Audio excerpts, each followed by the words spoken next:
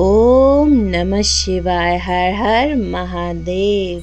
श्री शिव महापुराण रुद्र संहिता 6वां अध्याय। ब्रह्मा जी द्वारा शिव तत्व का वर्णन।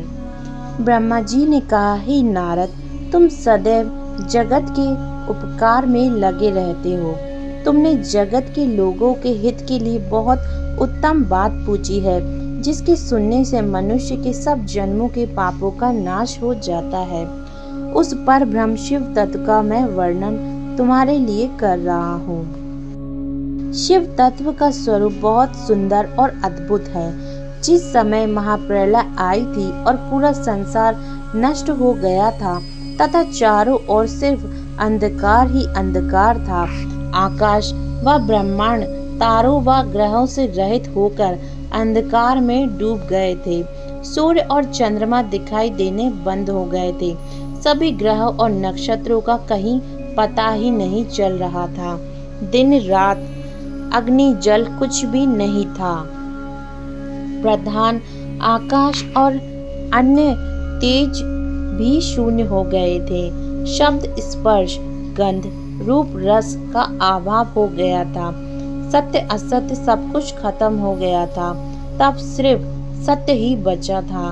उस तत्व को मुनिजन एवं योगी अपने हृदय के भीतर ही देखते हैं। वाणी, नाम, रूप, रंग आदि की और वहां तक नहीं पहुंच सकती। उस पर ब्रह्म के विषय में ज्ञान और अज्ञान से किए गए संबोधन के द्वारा कुछ समय बाद अर्थात षष्ठी का समय आने पर एक से अनेक होने के संकल्प का उदय हुआ। तब उन्होंने अपनी लीला से मूर्ति की रचना की। वह मूर्ति संपूर्ण ऐश्वर्य तथा गुणों से युक्त, संपन्न, सर्व ज्ञानमय एवं सब कुछ प्रदान करने वाली थी। यही सदा शिव की मूर्ति है। सभी पंडित विद्वान इसी प्राचीन मूर्ति को ईश्वर कहते हैं। उसने अपने शरीर से स्वच्छ शरीर वाली एक स्वरूप भूता शक्ति की रचना की। वही परम शक्ति प्रकृति गुणमयी और बुद्धित्व की जननी कहलाई।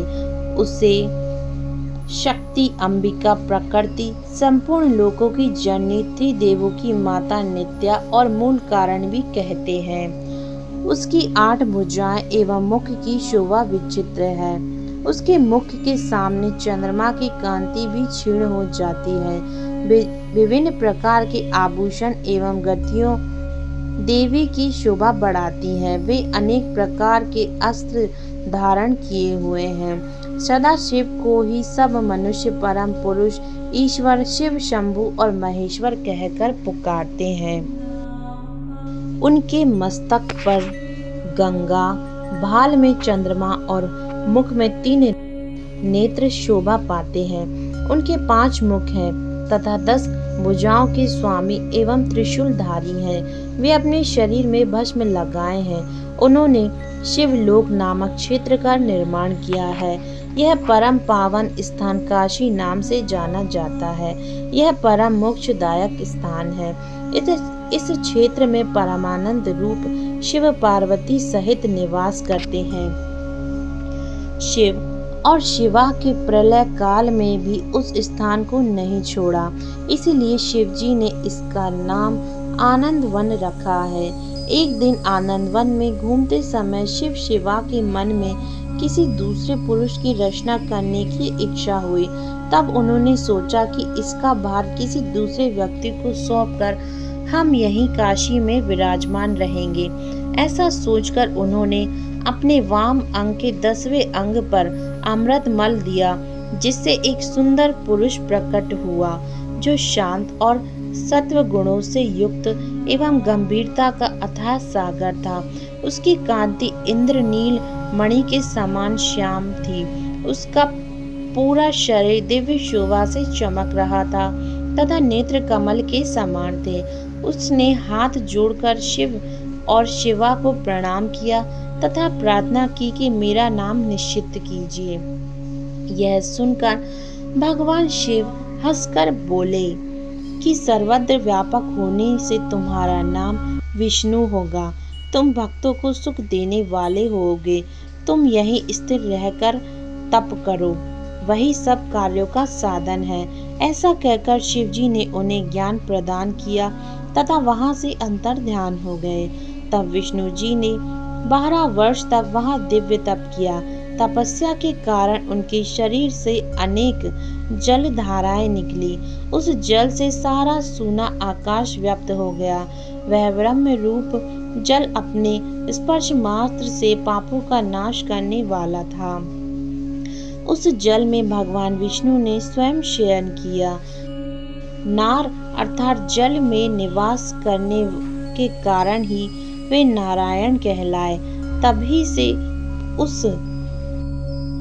तभी से उन महात्मा से सब तत्वों की उत्पत्ति हुई। पहले प्रकृति से महान और उससे 3 गुण उत्पन्न हुए तथा उनसे अहंकार उत्पन्न हुआ। उसके बाद शब्द, स्पर्श, रूप, रस और गंध एवं 5 महाभूत प्रकट हुए।